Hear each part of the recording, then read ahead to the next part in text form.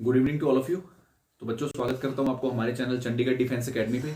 तो बच्चों, जो आज का मिसलिनियस टॉपिक है पॉलिटी की सीरीज का, वो हम करने जा रहे हैं, वो आपका पंचशील और लोकपाल। इसके रिगार्डिंग एक दो बार क्वेश्चन पूछे गए हैं, छोटा सा टॉपिक है, तो मैं चाहता हूं कि हम ये टॉपिक इसमें कवर कर लें। अलग से हमें इसकी जरूरत नहीं है, पॉलिटी के अंदर ही आपका कवर हो जाएगा। तो सबसे पहले अगर मैं बात करता हूं पंचशील की, तो पंचशील का हम स्टार्टिंग के अंदर पॉइंट हम स्टडी करते हैं। तो पंचशील बेसिकली था क्या?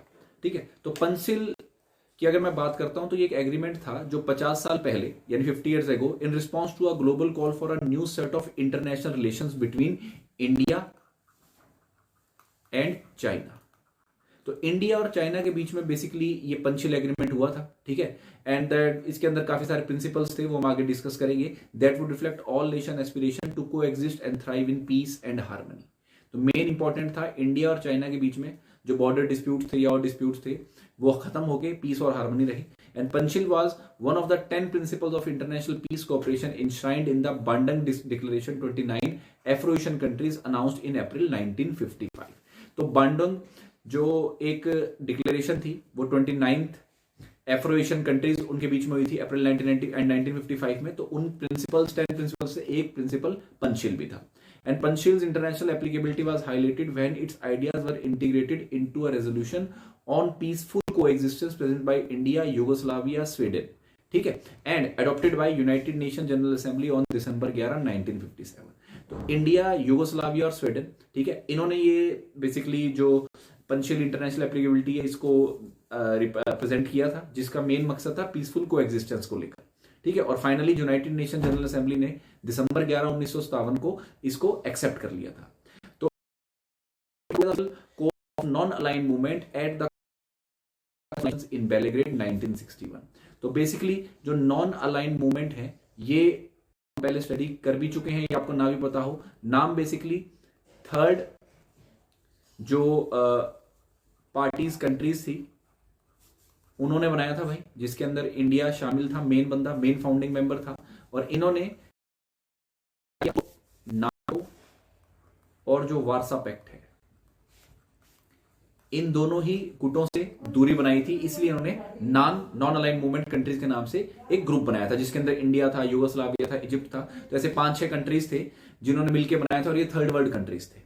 ठीक, तो एग्रीमेंट बेसिकली क्या था? It was a 5-point agreement between India and China signed on 29 अप्रैल 1954। तो इंडिया और चाइना के बीच में 29 अप्रैल 1954 को जो 5 पॉइंट एग्रीमेंट साइन हुआ था उसको पंचशील बोला गया है। तो पंच बेसिकली अगर मैं बात करूं तो ये 5 को रिप्रेजेंट करता है। ठीक है, तो एग्रीमेंट को साइन किया था 1954 ने। उस टाइम पर Indian prime minister Jawaharlal Nehru थे और चाइनीज मिनिस्टर थे जो Enlai. And government consisted of The agreement consisted of 5 principles which were to govern their relations, जिसके अंदर था mutual recognition of one other sovereignty and territorial integrity, non aggression pact, mutual non interference with each others domestic affairs, equality as well as mutual benefit, and last के अंदर सबसे important point था coexistence of peace. और ये sign basically इसलिए किया गया था क्योंकि इंडिया और चाइना हम सब जानते हैं भाई नेबर्स हैं, और इंडिया और चाइना के बीच में कोई बॉर्डर डिस्प्यूट ना हो, एक दूसरे के बीच में रिलेशंस बने रहे। ठीक है, दूसरा नॉन एग्रेशन पैक्ट हो, म्यूचुअल नॉन इंटरफेरेंस, एक दूसरे के मसले के अंदर इंटरफेरेंस नहीं होनी चाहिए। ठीक है, equality as well as mutual benefit, जो कि अगर मैं बात करूं ट्रेड से रिगार्डिंग होता है। ठीक है, और सबसे बड़ा इंपॉर्टेंट पॉइंट था कोएग्जिस्टेंस ऑफ पीस, क्योंकि दो नेबर अगर भाई पीसफुली रहेंगे तो ऑब्वियस है कि उनका जो ओवरऑल काम है वो बहुत सही ढंग से चलेगा। ये सबसे पहले मेन एग्रीमेंट था पंचशील का। ठीक है, और फीचर्स की अगर मैं बात करता हूं सेम ही है भाई, इंडिया और चाइना के बीच में 29 अप्रैल 1954 को ये फाइनल हुआ था। ठीक है, and seen as a victory of Indian diplomacy as it prevented the two nation for going to war. ये सबसे बड़ी बात थी। हालांकि 1962 के अंदर आगे इंडिया और चाइना की वॉर भी हुई थी। The agreement was significant in maintaining peace and stability in Asia. ठीक है, ये पॉइंट था। And Panchsheel agreement was a significant step in the development of India China relations. तो इंपॉर्टेंट चीजें यही हो सकती है भाई कि जो पंचशील है, ठीक है, इसकी इस्टेब्लिशमेंट कब थी? वो थी 29 अप्रैल 1954। किन किन के बीच में था? इंडिया और चाइना के बीच में। मेन था ये 5 प्रिंसिपल्स थे, और सबसे बड़ा मुद्दा था पीसफुली कोएग्जिस्टेंस का। ठीक है, ये थोड़ी सी बातें ध्यान में रखना भाई, इसके रिगार्डिंग एक आधी बार पूछा गया है, इसलिए मैंने ये टॉपिक इसमें कवर कर दिया है। अगला इंपॉर्टेंट इसके अंदर आता है भी लोकपाल। ठीक है, तो अगर मैं फोटो की बात करूं तो ये हमारे फर्स्ट लोकपाल हैं जी, पिनाकी चंद्र घोष, और 28 मई 1952 को उनका जन्म हुआ था। ठीक है, और ये सुप्रीम कोर्ट से रिटायर हो सके एज अ जज मई 2017 के अंदर, and he was also the member of national human rights commission जब ये अपॉइंट किए गए थे। ठीक है, तो रामनाथ कोविंद उस टाइम पर प्रेसिडेंट थे, जिन्होंने भाई former supreme court justice Pinaki Chandra Ghose को एज अ फर्स्ट लोकपाल या एंटी करप्शन एम्बुसमैन लोकपाल के हिसाब से इनको अपॉइंट करवाया था। इसके अलावा नॉन जुडिशियल और जुडिशियल मेंबर्स काफी होते हैं इसके अंदर, वो हम धीरे धीरे स्टडी कर लेंगे। ठीक है, तो सबसे पहले लोकपाल और लोकायुक्त। जब हम सेंटर की बात करते हैं तब लोकपाल आता है, जब आप स्टेट की बात करते हो तब लोकायुक्त।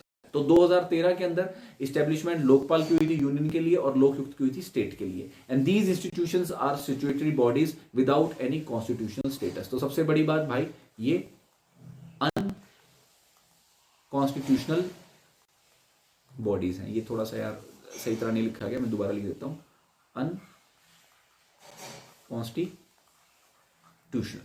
ठीक है, कॉन्स्टिट्यूशनल बॉडीज हम पहले डिस्कस कर चुके हैं, and they perform the function of ombudsman and inquire into the allegations of corruption against certain public functionaries and related matter. तो बेसिकली ऑम्बड्समैन का जो कंसेप्ट था, ये स्वीडन जो कंट्री थी वहां पर इसको यूज किया गया था, और वहीं से ही आप कह सकते हैं भी लोकपाल की शुरुआत हुई थी, क्योंकि करप्शन काफी बढ़ चुका था कंट्रीज के अंदर, और कोई उनको ऐसा डिपार्टमेंट चाहिए था या ऐसा सिस्टम चाहिए था जहां पर डायरेक्ट भाई करप्शन को भाई कम किया जा सके। ठीक है, तो इसलिए इनकी जरूरत थी। तो अगर मैं बैकग्राउंड की बात करता हूं तो 1809 के अंदर भाई ये स्वीडन के अंदर इनॉग्रेट हुआ था, इसका इनॉग्रेटेड किया गया था, और 20th सेंचुरी में ऑम्बड्समैन को as institution developed and grows most significantly after the second world war. और सेकंड वर्ल्ड वॉर के बाद देखा गया कि भाई ऑम्बड्समैन की या लोकपाल की बहुत ज्यादा रिक्वायरमेंट लोगों को होने लगी या कंट्रीज को होने लगी। फिर उसके बाद न्यूजीलैंड, नॉर्वे, इन्होंने सिस्टम को अडॉप्ट किया 1962 में, और इनको इस सिस्टम को काफी हद तक ग्रेट सिग्निफिकेंस महसूस हुई, और इस सिस्टम को धीरे धीरे आने वाले टाइम में एक व्याट रिपोर्ट आई थी 1961 में, जहां ग्रेट ब्रिटेन ने भी सिस्टम को अक्वायर किया था and become the first large nation in the democratic world to have such a system. ठीक है, तो ये बात बहुत इंपॉर्टेंट है कि 1967 के अंदर ग्रेट ब्रिटेन ने इसको अडॉप्ट किया था, और पहली सबसे बड़ी लार्ज नेशन थी डेमोक्रेटिक वर्ल्ड की जिसने सिस्टम को अपनाया है। और 1966 में गुआना ने, ठीक है, और उसके बाद फर्दर मॉरिशियस, सिंगापुर, मलेशिया, और लास्ट के अंदर इंडिया एज वेल। तो इसके लिए हम जानते हैं भाई अन्ना हजारे जी का नाम आता है, ठीक है, जिन्होंने इसके लिए काफी भाई अनशन किया था। साथ में हमारे केजरीवाल जी भी थे उस टाइम पर, किरण बेदी जी भी थी, काफी लोग थे, और केजरीवाल जी हम जानते हैं भी फिलहाल दिल्ली के सीएम हैं। ठीक है, तो इन्होंने काफी हद तक भाई बहुत डेमोन्स्ट्रेशन किया था दिल्ली जंतर मंतर पे, और इनकी सभी की मैं कह सकता हूं कि भाई जो डेमोन्स्ट्रेशन का जो रिजल्ट था वो फाइनली लोकपाल बन के निकला।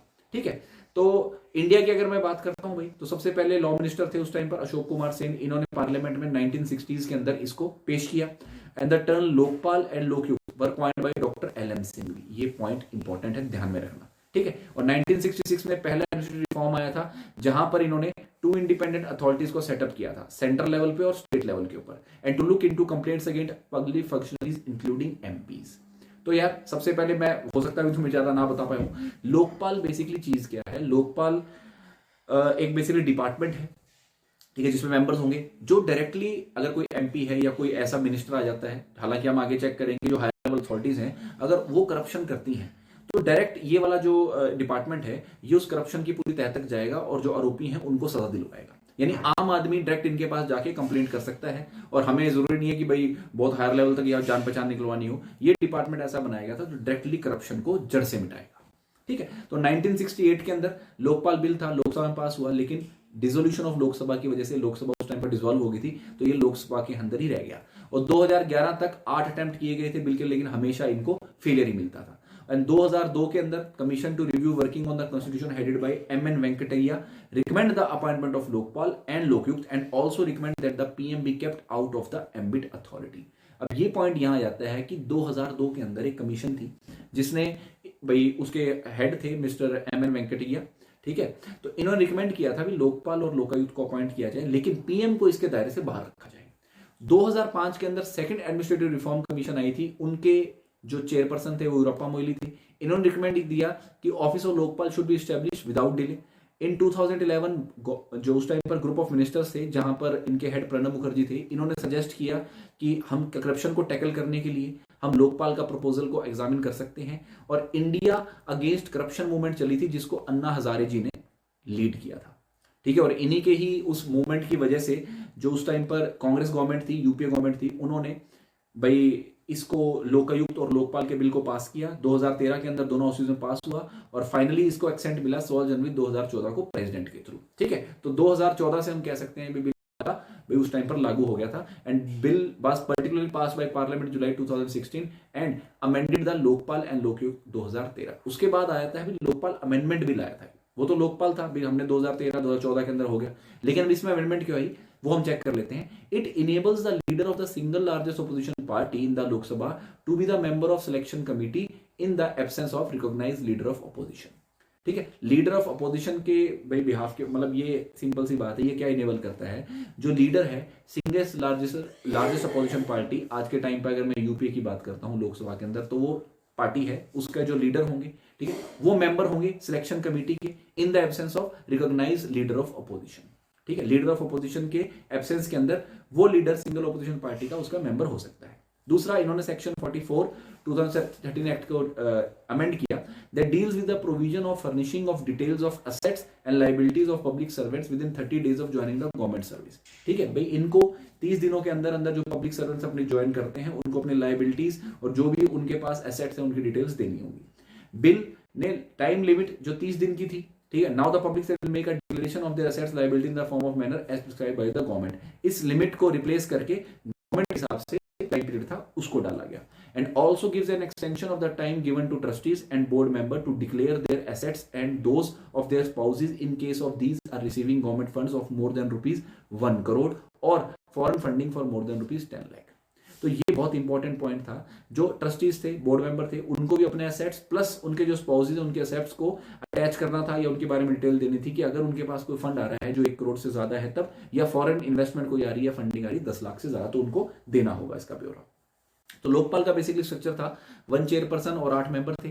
चेयरपर्सन ऑफ लोकसभा या चेयरपर्सन ऑफ लोकपाल को अगर बताया जाए तो फॉर्मर सीजीआई होता है या कोई फॉर्मर जज होता है सुप्रीम कोर्ट का, जिसमें इतनी एबिलिटी हो और मिनिमम उसकी एक्सपर्टाइज 25 ईयर्स की हो, किसके regarding, anti corruption, public administration, vigilance, finance including insurance, banking, law and management. And out of the maximum 8 members, half will be the judicial member and minimum 15% of the member will be from ST, SC, OBC, minorities and women। Judicial member of the Lokpal either a former judge of the Supreme Court or a former CJI। and non judicial member भी eminent person होता है भाई, ठीक है, जिसकी outstanding ability हो, 25 साल का एक्सपीरियंस हो, जिसको किन मैटर्स के अंदर, एंटी करप्शन के अंदर, एडमिनिस्ट्रेशन में, विजिलेंस, फाइनेंस, इन सभी के अंदर। और जो टर्म होता है office of Lokpal chairman and 70 साल की उम्र तक का होता है। और जो मेंबर होते हैं इनको प्रेसिडेंट अपॉइंट करता है on the recommendation of the selection committee. ठीक है, सिलेक्शन कमेटी के अंदर प्राइम मिनिस्टर जो चेयरपर्सन होता है सिलेक्शन कमेटी वो होता है, और स्पीकर ऑफ लोकसभा, ऑपोजिशन का लीडर लोकसभा का, चीफ जस्टिस ऑफ इंडिया और जज नॉमिनेटेड बाय हिम और एक एमिनेंट ज्यूरिस्ट। तो हमने इसमें देखा कि सिलेक्शन कमेटी में कौन कौन से मेंबर होते हैं और लोकपाल के अंदर कौन से मेंबर होते हैं। तो पावर्स की अगर मैं बात करता हूं तो जुडिशल और लोकपाल के अंदर प्राइम मिनिस्टर आता है, ministers, member of parliament, group ABCD officer, और जितने भी ऑफिशियल सेंट्रल गवर्नमेंट के वो आ जाते हैं। और अगर मैं बात लोकायुक्त करता हूं तो उसमें स्टेट गवर्नमेंट के एम्प्लॉयज आ जाते हैं। लोकपाल का जुडिशन के अंदर prime minister except on allegations of corruption relating to international relations, security, public order, atomic energy and space. इन सब के भाई जो एक्सेप्शंस होते हैं वो छोड़ के बाकी जितने भी करप्शन के जो इन पे इल्जाम लग सकते हैं उन सबको इंक्लूड किया जाता है। It does not have जुडिक्शन over ministers and MPs in the matter of anything said in parliament और अ वोट गिवन देयर। ये बात थोड़ा ध्यान में रखना भाई, ठीक है। कोई भी बात अगर MP ने बोल दी है पार्लियामेंट में, ठीक है, या वोट वहां पर हुआ तो उसको मैटर को इसके जुडिक्शन में नहीं लिया जा सकता। It also includes any person who is or has been in charge or any society set up by central act or any another body financed controlled by central government or any other person involved in act of abetting, bribe giving or bribe taking। ठीक है, इन्होंने भाई उनको भी use किया, चाहे director हो, manager हो, सेक्रेटरी हो, चाहे किसी भी बॉडी के हो या गवर्नमेंट बॉडी के हो, सेंट्रल बॉडी के हो, जिन्होंने किया उनको ब्राइब के केस में दे रहा है या ले रहा है। ठीक है, तो इन सभी के अंदर भाई जहां बढ़ावा दे रहा है तो उन चीजों को भी इसमें इंक्लूड किया गया है।